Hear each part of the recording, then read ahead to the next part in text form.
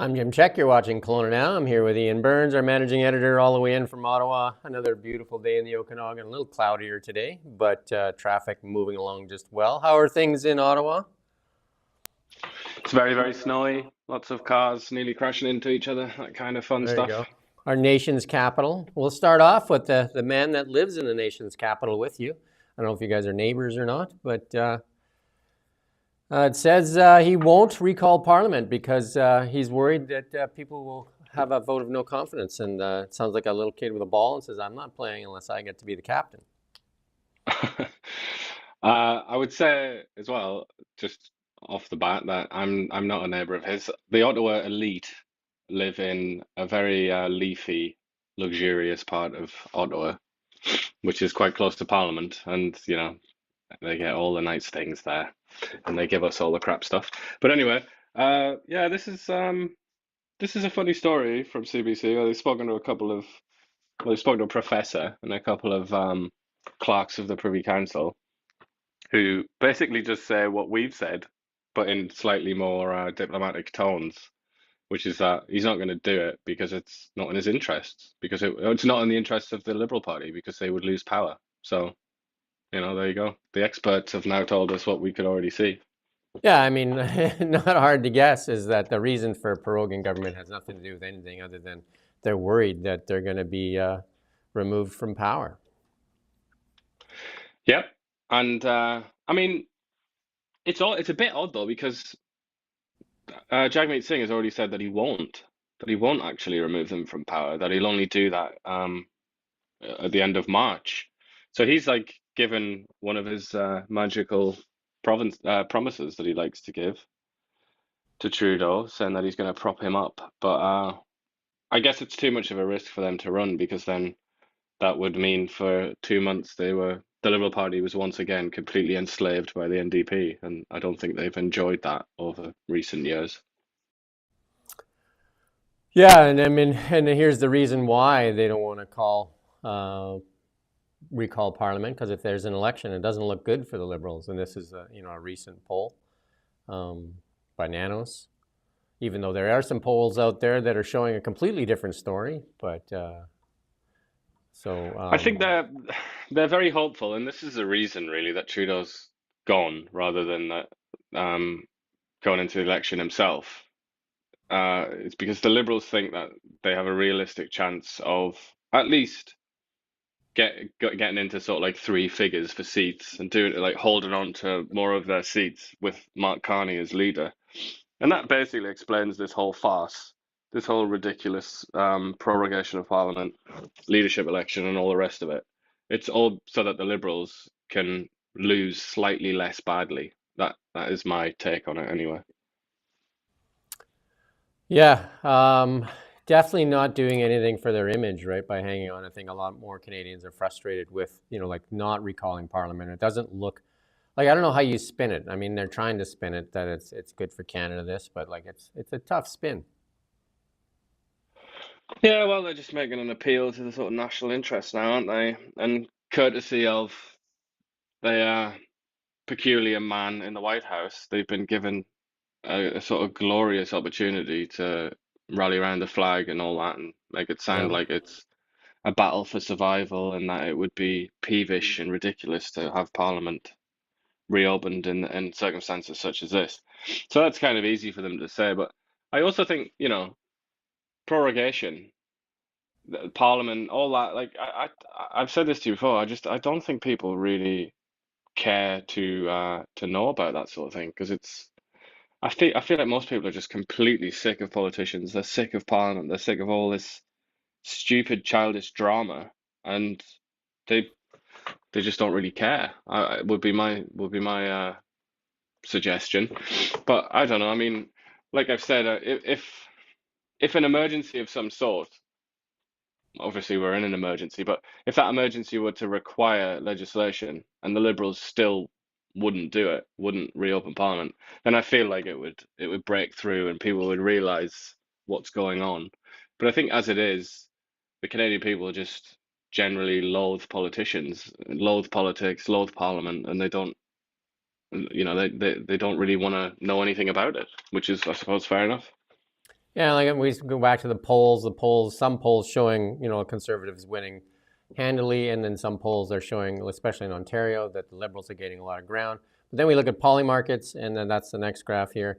Poly markets, the betting market, which is something that we look at now just to kind of see, because they seem to be a little more accurate sometimes because it's where people put money down.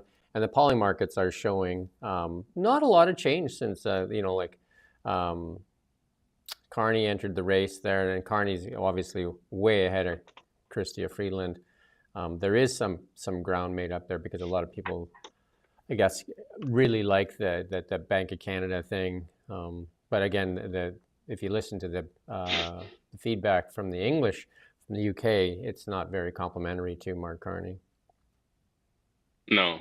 And I mean, there's a lot of there are a lot of fancy words used in political analysis, but when it really boils down to it, I think it's like you can just look at previous governments.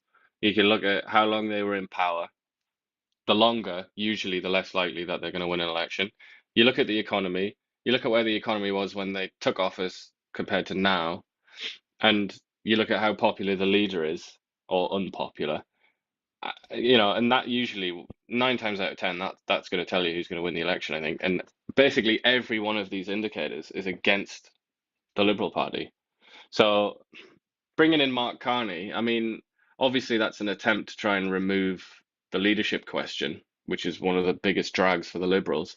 But it's very difficult to make people enthusiastic about a party that's been in power for so long and has so few achievements to its name.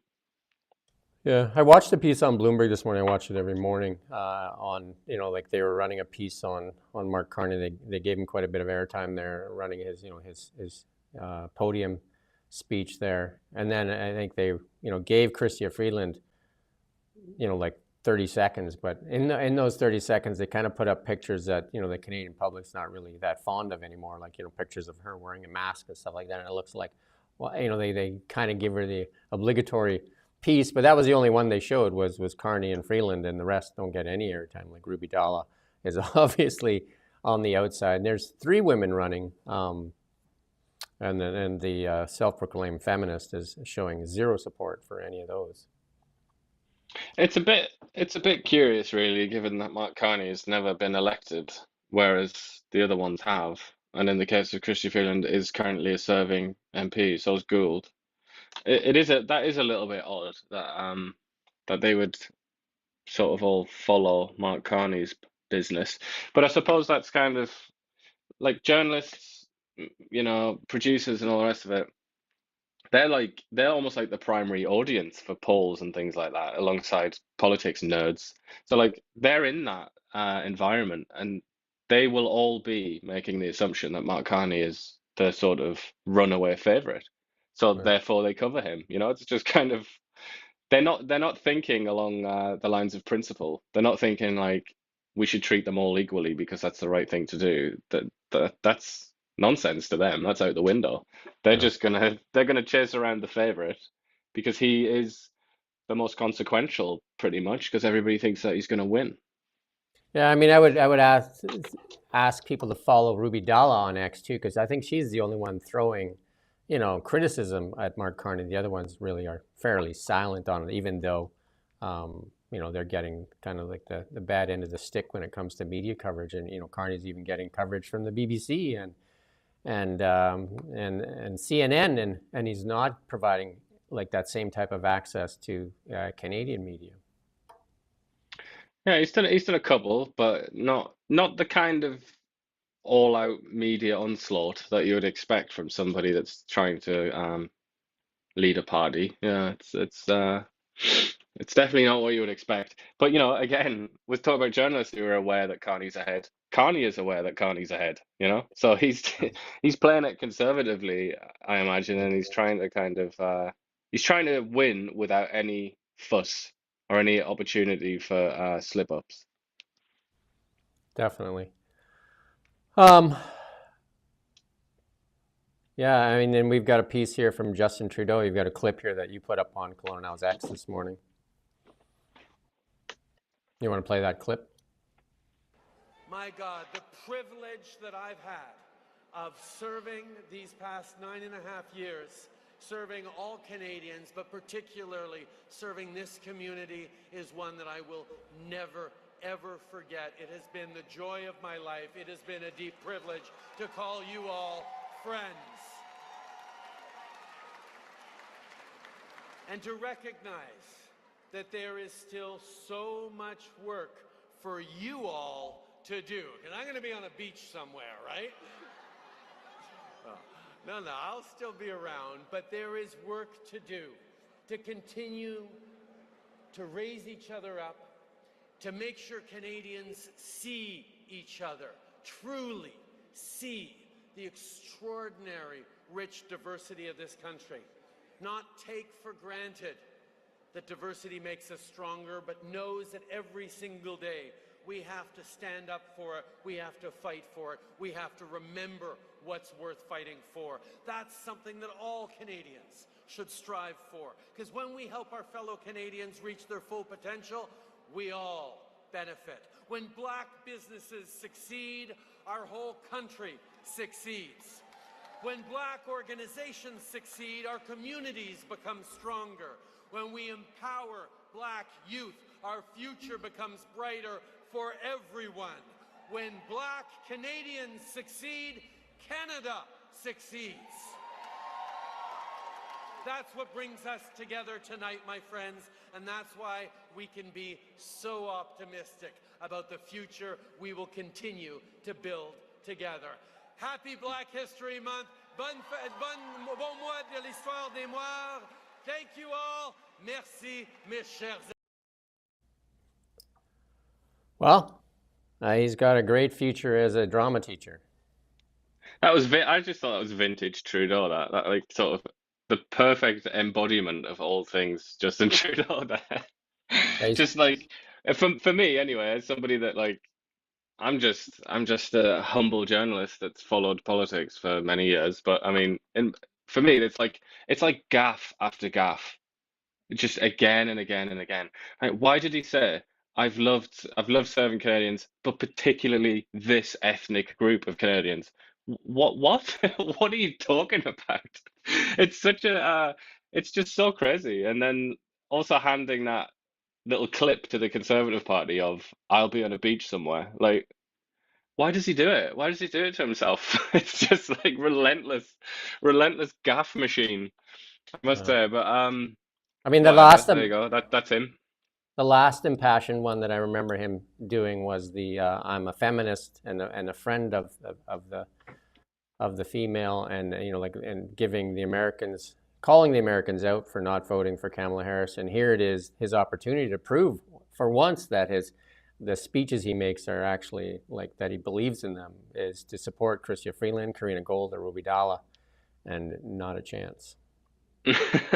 Yeah, and then he could easily, you could imagine, let's summon his shade here into this conversation. He would say, "Oh yeah, well in this case I happen to think that Mark Carney is," because obviously he is supporting Mark Carney. He's not said that publicly, but he is. But he came out and said, "I just think Mark Carney's like so good. He's like such an economic wizard, and he's just perfect for the moment right now." But if he said that, the ridiculousness of his comment about Kamala Harris would be highlighted, wouldn't it? Because the American people made a determination similar to that. They thought that Trump was better than Kamala Harris, regardless of their, anatomy. That's what they thought. And it's exactly the same thing with him. He just thinks that Carney is better than Chrystia Freeland, and he's not willing to put her ahead of him just because of her sex. Yeah. Let's switch a little bit to our own hometown here, Kelowna. And then we see that building permits have dropped way off, although occupancy permits have, and that's all those rental properties that have now are finished, and a lot of the developments from the past are finished, but not a lot of cranes going on in Kelowna for building new units, and we're seeing that across the country actually, right? So, but the city of Kelowna saw a 16% decrease in the number of building permits in 2024. And this is kind of playing out all across Canada. And this is one of the pillars that the Liberals are running on about building. I can't remember the amount of homes they're going to build, like a lot. Well, they've been criticised quite a bit, haven't they? Tracy Gray the MP for or one of the MPs for Kelowna. She in Parliament has, well, he's now gone, isn't he, Sean Fraser? But or he's going to be gone quite soon. But she attacked him, didn't she, for the lack of homes being built in Kelowna. So the It's a bit of a sticking point. so the black bar is building permits, and you can see how it's dropped off. And the green bar is occupancy permits, which is, and that's again all those properties that are actually coming to where they can be occupied. So I mean, it's a couple of year lag in that. So yeah, but it's going to also hurt going forward because you need the building permits, and it takes a couple of years for things to kind of build out, right? And we're seeing that drop off. But asking rents in Canada continue to drop to an 18-month low amid that continued market adjustment. And a lot of that really has to do with the immigration policies too. There's been a little changing that a bit, has eased some of that pressure in housing needs. Wow, that's a real revelation, though, isn't it? That supply and demand also And applies to the housing market. For about 30 years or something, we were told that didn't exist with housing, yeah, but apparently it does. And then they took out the Airbnb as the scapegoat and just pointed all that at Airbnb. And then Holly Dillon from Blacklocks, again, another story out of them, that housing target gone, right? So CMHC data yesterday confirmed Cabinet will not achieve its target on housing affordability. Housing starts nationwide are hundreds of thousands short of the minimum levels required, predicting 2025 construction will slow down. At least 650,000 yearly starts are needed to meet the Cabinet's target of, here's that number, 3.9 million homes by 2031. The slowdown is primarily due to fewer condominium apartments being built, with low investor interest and more young families looking for family friendlies. Developers will find it harder to sell units to fund new projects. And that's the thing, right? Like when they made it tougher with interest rates and also restricting what you can do with your property, investment kind of just dried up, and we're seeing it in Kelowna too. There's no new cranes going up here for condos. A lot of rental stuff went on because that was a really good thing what they did with the GST. Give them credit there. They've taken the GST off of rental purpose properties, and that's what the Conservative government wants to do as well for single family homes. Take the GST off, which would probably spur that market quite well. And I mean, a lot of the talk out of the finance end of it is that the interest rates need to come down still dramatically in Canada, and they likely will because of our slowing economy. And in housing markets in Ontario and BC are particularly unaffordable. We expect the sales in those markets to remain below their 10-year averages. And it's and more notable impacts of that new immigration target, right? So, Yeah, I mean the problem, well, or one of the sort of the biggest problems, at least from my perspective, is it's to do with how hard it is and how expensive it is just to get permission to build. Like that. I mean, those regulations are crippling for builders, aren't they? and this is what Richard Lyle said, the president of the Residential Construction Council of Ontario, says, we're staring into a pit. He testified, what we're saying is when the cranes are coming down, they're not going back up. So a lot of that investment money into property or developments is not happening right now, right? And a lot of that is some of the actions that the Liberal government has taken over the past little while, and the NDP here in BC with the Airbnb policy. Yeah, well, I mean, it's a long stretch of time of policy decisions that maybe haven't been ideal for the housing market. But it's got to the point now with housing where talking about investment, it's most people's primary investment, isn't it? Or at least people that actually own homes. That is their primary investment. Yeah, most of So Canadian it's like a wealth. financial crisis as well, potentially. Most of Canadian wealth is tied up into people's homes, the bulk of it. And here's a question one of our viewers is watching there. Said, does Mark Carney have clearance? And this is a thing brought up here. CBC reporter, and you say you've been speaking with the ministers about tariffs, and what advice are you giving them? And he said, I provide perspective. So he is speaking with the ministers on this stuff. And this is, I think, Ruby Dalla put this out. And she's wondering where he got his clearance from. He's not an elected MP. Well, he is a part of still, I believe, the Economic Advisory Committee or whatever it's called, some grandiose title of that kind. Like he got that job last year, I think, and he's also had a different sort of informal advisory role for a number of years. And I haven't seen an announcement that he's no longer performing that role, so I guess it must be that, that must be his way in through that committee. Yeah. And then this from the new Department of the head of the Department of Energy in the United States. It's quite a. We're going to play this clip here. People who are driving policy, the media, politicians, they've never bothered to learn anything about climate change, and they don't seem to appreciate at all that the cost and affordability of energy is simply intimate to human well-being. It always has, everywhere and always. So these two ignorances about the importance of energy and about real facts about climate change are driving just a massively destructive movement, not just destructive to the economic well-being of humans, but I speak in schools, it's turning people away from science, and I mean science, this process of questioning and challenging, not the science, this sort of top-down, mandates that justify what people want to do anyway, that has nothing to do with climate change. And how has it gone so far? So we're 20 years, $2 trillion of subsidies. In the year 2000, the world got 86% of its total primary energy from fossil fuels. So last year, in 2020, that 86% plunged all the way down to 84%. So calling this an energy transition, and everyone in my industry does that. The investment banks, the companies, you're supposed to write an ESG report apologizing that you're in our industry and how you're going to get out someday and your energy transition strategy. Well, the low-hanging fruit is the start. That's the electricity sector in rich countries. If 20 years and that much money drove us from 86 to 84, that's not an energy transition at all. And this is the same question we're going to be facing here in Canada. And we've seen this predicament we've been put in because of our suppression of our natural wealth, where unlike where Norway utilizes that natural wealth to drive a cleaner energy for them, where they, like 100% of their new EV vehicles are EVs, we've suppressed our oil and gas sector. And even some of the stuff that's playing out, they were talking tough just recently how we're going to, revitalize our energy sector. And now a few days later, they're talking about how they are not interested in oil and gas. That's, from Mark Carney and stuff like that. They're only interested in maybe looking at LNG.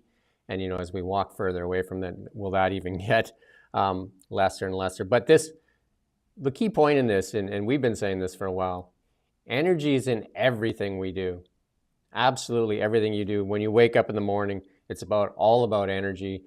We're coming to you here through energy. Like we wouldn't be able to see us if there's energy. Some of you may like that if we didn't have the energy, but energy is an essential for the basic human survival, and in Canada it's being taxed like it's a luxury. Yeah, that statistic, that's been known about and discussed for a long time now by people who are sort of skeptical of the the plan to fight climate change or whatever you want to call it. The statistic of fossil fuel use. And that sort of like bounces up and down from year to year as well. Sometimes I think it might even have gone over that level, like over a period of like 30 years or something, like higher more recently.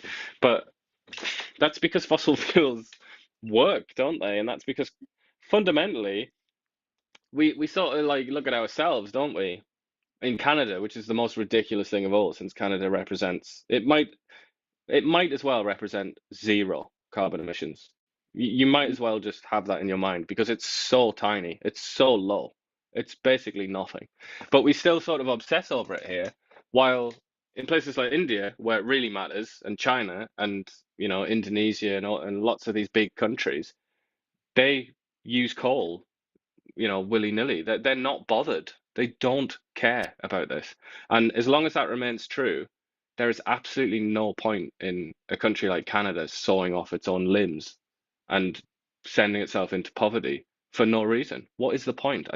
That's still never been explained by anybody, as far as I'm aware, other than in a very patronizing way, they'll say, "Oh, we need to provide a lesson to other countries."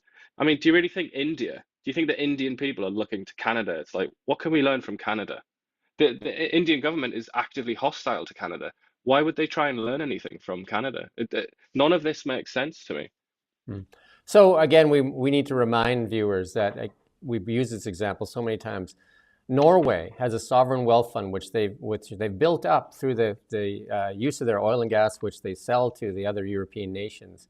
That is over $300,000 per person that they can use for providing services instead of taxing their citizens like we do here in Canada into poverty. They use those resources to provide services at one of the best standards of living in the world is Norway. And what do they use? They use the natural wealth of the nation. And Canada is a lot richer in resources than Norway is. Yeah, although we do have sort of like 8 times or so more people. I don't know if we've got 8 times more resources. Maybe we do. At least it would be similar, I'm sure, if you like balanced it all out based on per capita. And we've been talking about the Hudson Bay there, where they're going to rebuild that rail thing and get that rail line running up again. And like people say, the ports because of the ice and that. And here's a picture of the Siberian terminal, the Yamal terminal, and I can guarantee you ours does not look like that. Well, the Russians are they're a funny set of guys, the Russians, because obviously they've had so many tyrannical governments. They've basically never had anything but tyrants in charge. And certainly during the communist tyranny, they forcefully moved a great deal of people to the Arctic. So as a consequence now, in terms of population density, the Arctic is like all Russia's really. They're the only serious player in the Arctic in terms of like people. So they can have things like this, because they actually have the people there to do it. Whereas in a country like Canada, you go up into the equivalent sort of latitude in Canada, you'd be lucky to see 10 people in a lifetime of walking around. No, because nobody lives there. And Yeah. obviously Canada is not a country that would ever force people to go and live somewhere like Russia is. Yeah, I mean, I've lived in the north for probably 15 to 20 years. I lived in Thompson, Manitoba. I live in Alberta, and my wife lived in Yellowknife. And I think it'd be great if like a lot of the immigration was put into those communities, incentivized that for people to live up there, or even incentivized our young people, because that's where the jobs used to be, and incentivize people to live in our northern communities and start developing the north more, because it is beautiful. It's cold, but I mean it is absolutely beautiful. You want to see northern lights? It's absolutely spectacular up there. And yeah, most of Canadians live on this fine little line along our border there, and most of the immigration that comes in, they want to live in places like Toronto, Vancouver, and even Kelowna. And like that's where housing prices are so crazy. Like there's tons of land in Canada, and we should be doing something about that and building a massive port in not this $80 million investment to fix the railroad that's been washed out since 2017, the Hudson Bay Railroad. How about like a massive investment into our northern port there and building this massive port that allows Alberta to get more of its exports to the world? Totally. And I mean, we're looking here at Yamal in this tweet. That is like way, way further north than what you were talking about there, Thompson, and the access to the Hudson Bay. It's way further north. It's like the equivalent of sort of like Baffin Island, like the north of Baffin Island or something like that. It's like really, really far north. So, and also obviously Russia is a similar country to Canada in so many ways, Yep. geographically. I mean, they And they have to go geological. further. Yeah, yeah, they've got to go further. They have to like from their population centers like Moscow, Novgorod, Yekaterinburg, all these cities. It's similar in Russia. It's all the big cities are really like they hug the south, the Yeah. southern sort of extent of Russia. So they have to get all the way up north to go somewhere like Yamal, and all that oil and gas is basically up there as well in Siberia. It's like bit awkwardly placed for them, but they figured that out. Whereas if you look at a map at the Hudson Bay, Montreal and Ottawa aren't really that far from access to the Hudson Bay. It's not that severe, it's not that extreme. And then certainly like Winnipeg, we were talking about Winnipeg, how it's actually connected, isn't it, through waterways to Hudson Bay and a lot closer to access to the sea than the Russians, from Moscow or something like that. It is like theoretically geographically closer. So yeah, I mean that's something we could learn from the Russians. Not many things you can learn from the Russians, but that's definitely one. So one of the things about geography though too is like Alberta, Saskatchewan, Manitoba, relatively flat, so easy to build infrastructure over those provinces into the Hudson Bay, as opposed to having in British Columbia we have to climb up that Rocky Mountain and climb back down, and then there's the coastal mountains and that. So definitely tougher as far as the geography goes, right? But that is Yeah. like the cost to build something out there and build a port there would be enormous. And there is some infrastructure over there. Thompson, Manitoba is like a great town, a great mining town, right? Inco has a big nickel mine there. There's a lot of nickel being mined up in that Thompson region. Well, actually, Flin Flon, lots of mines up in northern Manitoba. They're really rich in some resources, and we're talking about Manitoba, we're talking about Saskatchewan and Alberta. That is kind of like our wealth is right there in those provinces, and including Ontario, Thunder Bay, another great mining town, right? Like all that stuff would have such easy access through the Hudson Bay port, and why wouldn't they make an announcement to put billions of dollars into building a port like that and making icebreakers and that? It would just be such a big move for Canada. And yet, maybe Yeah. you and I have to run for office to get some of this done, because like it seems to fall on deaf ears, and they do these announcements like $80 million to fix a railroad that's been washed out since 2017. Like, why hasn't it been fixed earlier?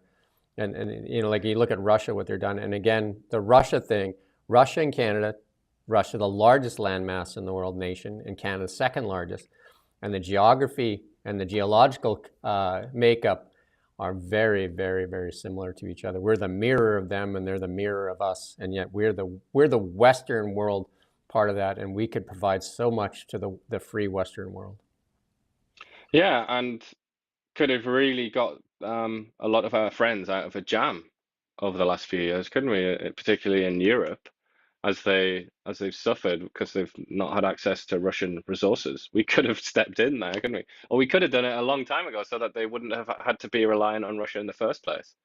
But I Yeah. think the sad reality, if we're talking about differences between Russia and Canada, the Russians are beyond proud of their natural resources. It's like that's that's central to the Russian economy and Russian identity. They really, really love their resources because, it's a tough country to live in. It's very cold, and they know that without the resources, they would not have particularly good lives. It wouldn't be very easy to live. So they're really thankful for that. Whereas in Canada, and obviously geopolitically as well, it's everything to them. That's their power in the world. And they know that, and they want to be powerful. They want to be strong and respected. And it all comes from ultimately oil and gas. But whereas in Canada, it's almost like this assumption that it's embarrassing. It's like, oh God, like why would we have men with dirty hands like getting oil out of the ground? It's something that people are like, they don't want that. They don't want that to be at the center of the country's economy. And I just think that's completely ludicrous, really, isn't it? Because it's almost like a feeling that like, oh no, Canada's better than that. Like we use our brains. We're not just like an extraction economy. But that's such a stupid way to look at it, because the reason that we're having this conversation now and that we live in this world of technology is because of the British, specifically the English, who created the Industrial Revolution. Why did it happen in England? There are quite a number of reasons, but reason number one is because England has a massive abundance of coal, and coal powered the Industrial Revolution. That's why we now live in the modern world. So we shouldn't be ashamed of it at all. It's the key to the future. It's the key to abundance. It's the key to happiness. It's the key to bringing down things like infant mortality and all these horrible things like diseases and everything like that, poverty and hunger. It all starts with energy. And in the Yeah. case of where we are now, it was all because of coal. Coal got us here. Coal is the reason that probably most of us are alive. I just find it bananas that we would then turn our backs on oil and gas, the kind of successors to coal in many ways. Yeah, I mean, I think one of the things that the people need to do is start asking questions. All that wealth is beneath our feet, and that's again in the potash, the uranium, the oil and gas, the LNG, the gold, the silver, the copper. All those things are beneath our feet. And ask yourself, who will lead Canada into an age of abundance that will allow us to tap those natural wealth to provide services beyond compare and make Canada, a rich nation that really takes care of its people and raises everybody up, as opposed to, forcing people into poverty with the taxation and then sprinkling breadcrumbs out there where the masses have to beg for more breadcrumbs. Yeah, I mean, I think that's the way to phrase it, isn't it? Do you want to be rich or do you want to be poor? Do you want to live in a rich country or do you want to live in a poor country? Because depending on your answer to those questions, you can pretty much determine the path for natural resources, really. And if you want to be wealthy, you want this country to be wealthy, you've got to embrace natural resources. And even like David Eby, pretty sort of left-wing guy, wrote a book on how to sue the police and all sorts of things. Even he now very clearly recognizes that. And a lot of the left in Canada recognizes that. So, maybe things are changing. I don't know. We shall see. Canada Post lays off dozens of managers. The National Post Service is facing critical financial situation, and we've been talking about that, right? And they're having a tough time competing with the FedExes and the UPSs and that, and they're kind of like in a really tough spot. And like General Mail is falling off, and there you go. So Canada Post suffering. And Well, the union refuses to let them change working practices, and if they don't change working practices, they can't compete. So it's like this spiral of doom for them, isn't it? And an odd one, they're actually the CFO is one of the employees to leave, right? I mean, you're going to need a CFO, so I'm not sure if they just didn't like his direction or what, but definitely looking for some direction for Canada's, one of our crown corporations. Yeah, that's going to be a problem for whoever is the next prime minister. And here's another Liberal kind of like talking point that doesn't seem to be held true. So the Liberals have decided, including us, muzzling us by taking away our Facebook and our Instagram by saying that they need to make Meta pay and that Meta's the enemy. And yet Liberals still pay Meta, advertise with Meta instead of supporting local independent journalism by advertising with them. They spend their money with Meta. Yep, and when I spoke to Pascal Santon, she's in charge of the media basically. For the Liberal government. When I spoke to her last year, she was lamenting the fact that advertising money goes to Meta now rather than to local media, and that as a consequence there are fewer journalists, and that really upsets her. I mean, she sounded very genuine. She's trained as a journalist herself, and has a long track record outside of government of trying to protect journalists and journalism. But I just don't understand how can this possibly align with what she said? It obviously doesn't, because now the Canadian government is becoming one of these is becoming one of the entities that has directed money to Meta rather than local media. Like, this is all about promoting the GST break. Yeah, the tinsel. And they're saying that's so important to do. Why if it's so important, why didn't they advertise with local media? Could it possibly be? You tell me, Jim. I don't know. Could it possibly be because local media is banned from Facebook and therefore not as many people will see it? Yeah. And and the thing that's so important is what Chrystia Freeland, the deputy prime minister and finance minister, said was nothing more than a political gimmick. But here, this political gimmick is, and they're putting $100,000 to Facebook or Meta for it to advertise the taco and tinsel GST break, and Justin Trudeau was tweeting about it just today, I think, all about this great thing. And then that's just on Meta. Imagine what they're putting into the other platforms. And again, we get zero funding, and no media outlet should get funding. But why are they giving it to them and banning us? Give us back our Facebook and Instagram. Repeal Bill C-18 right now. That's enough. Well, it's a little bit unfair in a sense, isn't it? Because the federal government is on Facebook now. You know, they get to use Facebook as a way to get their sort of to Yeah. advertise their wares, but we can't because of what they've done. It's just kind of like the hypocrisy is like multi-layered, and it's like each layer makes it worse and worse and worse. I think this is, as Michael Geist said, the copyright lawyer. I think he does some other areas of law. What he said was, this is just like a legislative error. It's just they just made a mistake, and then rather than admit that they made a mistake, they've just dug in their heels and just tried to see what happens, basically. And it's just like, here we are now. It's a calamity.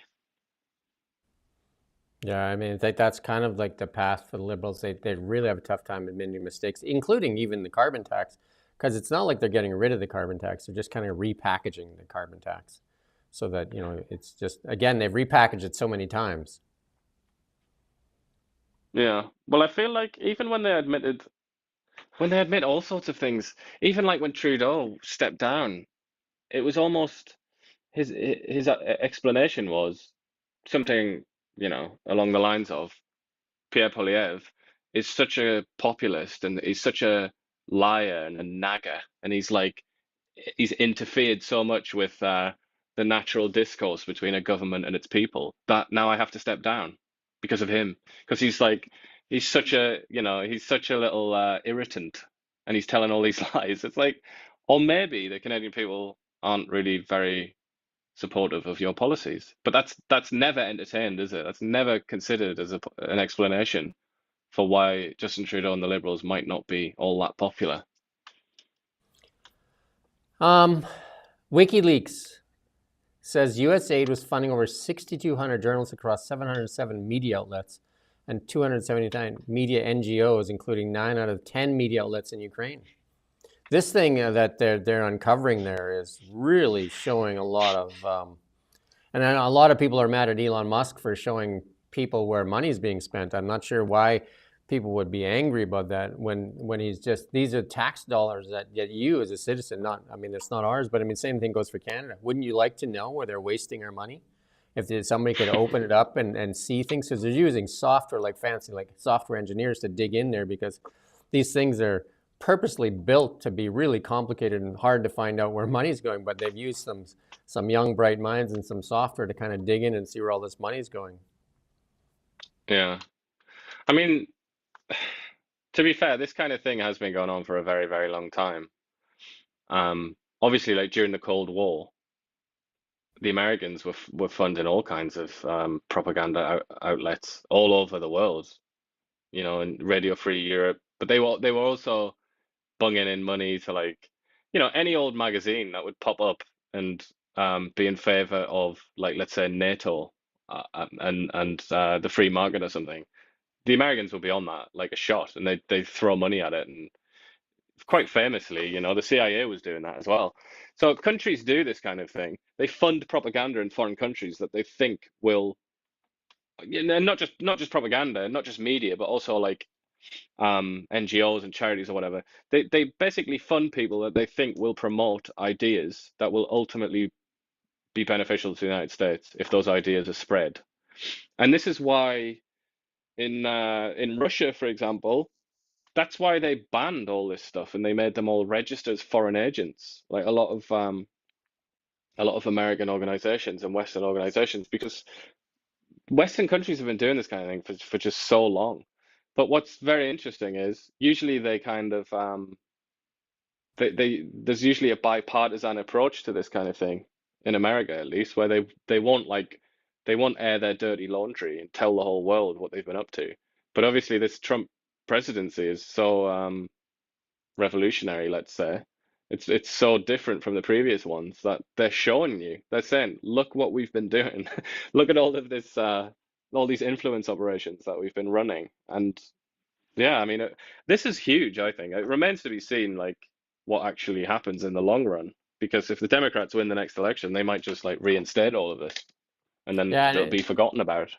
the interesting one in there is 9 out of 10 media outlets in Ukraine. And then when's the last time Ukraine had an election? Yeah, when actually? I think it was when was that? I think it was 2020 or something like that. Yeah, it was a while ago. Yeah. And then there was some stuff out of it. Wasn't in our story, but there was some stuff out of President Zelensky saying that he would consider peace if on one of two conditions. Either he gets accepted as a NATO member or he can have some nuclear weapons. And I think Trump said that's a no-go on both of those. So Yeah, I've just checked. It was 2019. That was the last Ukrainian election. yeah, we have to be careful that Justin doesn't find out how to do it like that. You can hang on to power forever.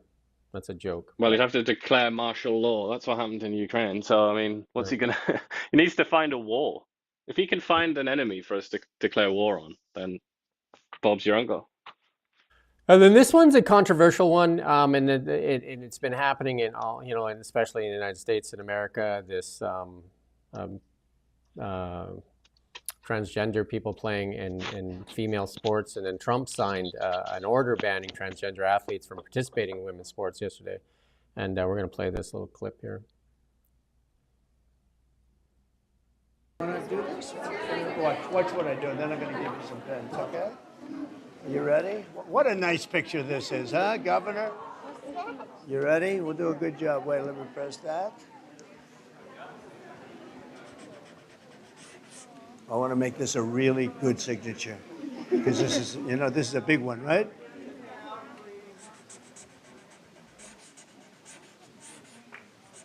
Oh, I think we have a 10. We have a 10. God bless you, Mr. President. All right, Romo, you can cut it there. There you go. That's a trigger alert for a lot of people. The way he does his signature is a trigger for me. I don't get it. It's like he does a couple of lines and then he like goes back to the beginning. It's like two layers of the signature. He likes to hand out the pens for sure. Yeah, he's always got a big box of pens. Whoever's making those pens is doing great business because he hands out usually like 10 or 15 of those every time he signs something.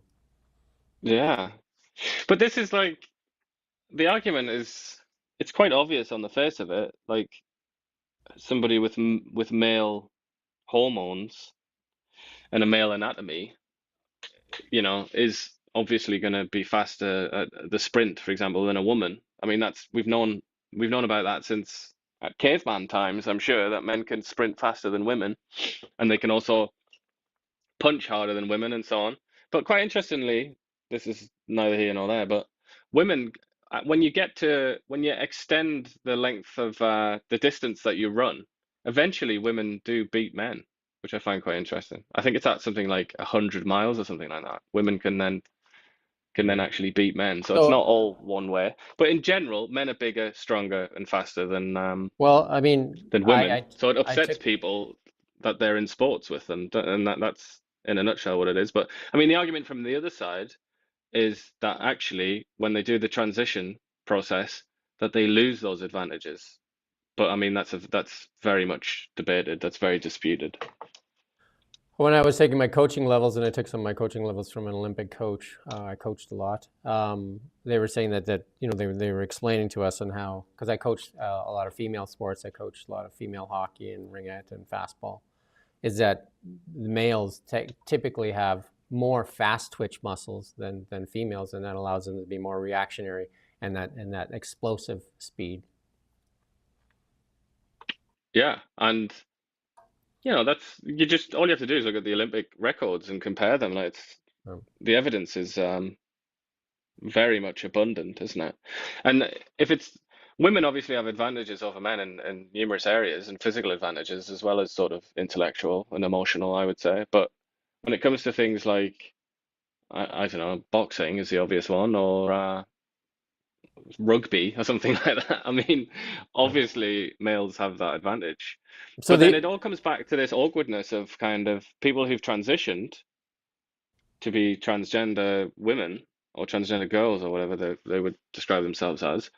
It becomes awkward because they obviously consider themselves to be female, basically. But I mean, the question is all about the anatomy. It's like, does the anatomy still retain those advantages? And I mean, it certainly looks to be the case based on the evidence that they do. So this isn't over because this has to pass Congress as well. This is an executive order that can be overturned by Congress. And also the NCAA came out and said thank you, we have clear direction.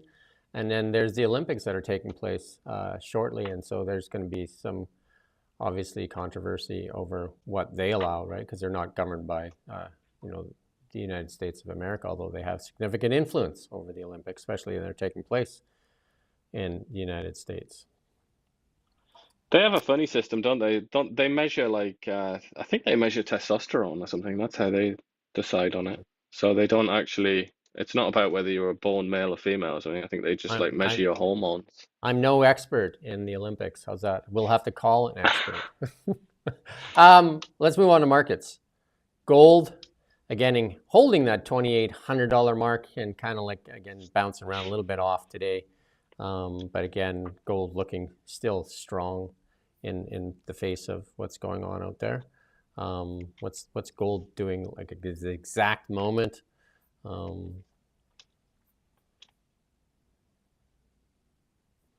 In Canadian dollars, it's 4,081. In US dollars, 28.52. So it's, having like, again, bouncing around as opposed to having any real direction as to where it's going. Crypto, hanging around in that $97,000, $100,000 range, and it's been there for a bit range bound as things are kind of looking for a direction as to where to go. I'd say like, it's building a really strong base in that area, in that $100,000 mark. So it's either a springboard up or a drop down to fill that gap there. There's that huge gap there from the election, right? On November 5th, you see that just there where that spike is, there's a gap there. Sometimes they say that needs to be filled, but again, the wind is in the sails of Bitcoin, a lot of positive things for Bitcoin, so I can't see it filling or falling to fill that gap. Again, the Canadian dollar had fallen. That sharp drop there at the far right there, that was when the tariffs were there, and then when the tariffs had pulled off, the Canadian dollar trying to recover, and hanging in there, seeing what's going to happen there. But some negative stuff in the economy there. You can leave that up there though, Rommel. Canada's IV PMI shows decreasing activity. No, go back. Leave the Canadian dollar chart up there.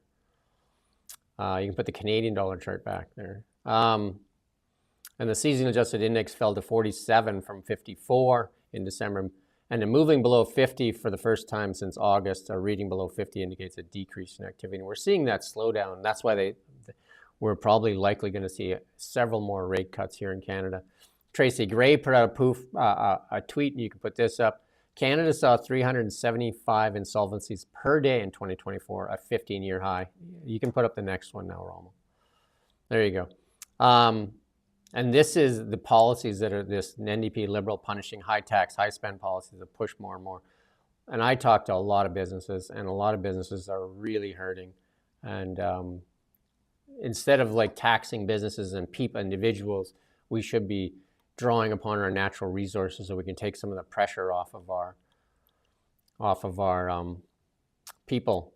And then a lot of the capital is fleeing to the United States, where it's less regulation, less taxation. So we need to definitely, our strength is in our land base. And if we don't figure out how to tap that, it's going to be a tough time for Canadians. And then the Prime Minister Trudeau there is including a few former, no, just you can go back to the dollar, including a few former premiers to this economic summit that he's holding, and that includes Jean Charest and Rachel Notley. But, like one of the top economists in Canada and former Prime Minister, Stephen Harper, not invited to this thing. And, he's done some great work in the softwood lumber stuff. And he has more information there on, like he worked on the federal or the national stage. Doug Ford, he's thrown out some promises there, taking tax off the tolls, making the gas tax cut permanent, and banning so-called congestion charges. And this is the best time to get things from politicians when they need to get elected, right? So they're handing out the candy. In our AI world, and we're trying to speed up here a little bit because we've got another appointment here at 10 for another live stream. Apple releases new AI party planner. So there you go. If you want to plan a party, Apple can help. How does it work? The app allows these users to create custom invitations, manage RSVPs, even contribute photos to shared albums. There you go, Apple's contribution to the world of AI. And we knew this was going to happen. European countries begin joining DeepSeek ban. And that, we kind of figured that this was going to happen. We talked about this, that if they're worried about TikTok, how is DeepSeek going to make it past anything, right? So Italy's Data Protection Authority has ordered the Chinese AI startup DeepSeek in a chatbot in Italy has failed to address the security concerns. Out of Tesla, now hiring engineers for the mass production of Optimus, Tesla's humanoid robot. Are you ready for the bipeds? They're on their way. Ford having a tough time making money with EVs, mounting EV losses for 2025. So, they make the Mach-E, they make a few other things, the Mach-E and the F-150 Lightning, their top ones. But their loss is up to $5.5 billion in 2025, they figure. That's what they project for losses. And they're really worried about tariffs coming in, and that could really upset, like some of the legacy automakers. And that's what I'm saying. If there's EV mandates in Canada and they're not in the US, most of those automakers will just go back to the US, and that's probably what Trump wants. And lastly, our meme for the day from the Babylon Bee. With all the cutting of government in the United States, it's the first fascist government in history to reduce the size of government. So that's the new type of fascism, I guess. My immediate question here is, does anybody ever actually read a Babylon Bee story, or do they just read the headlines? Because it seems like the headline is that's it, isn't it? It's like a one-line joke. Yeah, they typically do that. I think that goes for a lot of stuff on X. People, and even our stories, like people will read the headline and the comment without reading the story. I think X was putting into place, like they were asking you if you were going to start commenting, don't you want to read the story first before you throw a comment up? Yeah, I remember that, yeah. Anyway, that's our load for today. We're going to be doing the big white snow report for the weekend here in the next few seconds. So we do thank you a lot. We appreciate your comments, your thoughts, and your support. Thank you for watching Kelowna Now. We don't just report the news. We live here too. We're your neighbors, bringing you stories that matter to all of us. No government funding, no outside influence. Kelowna Any Now. good ones?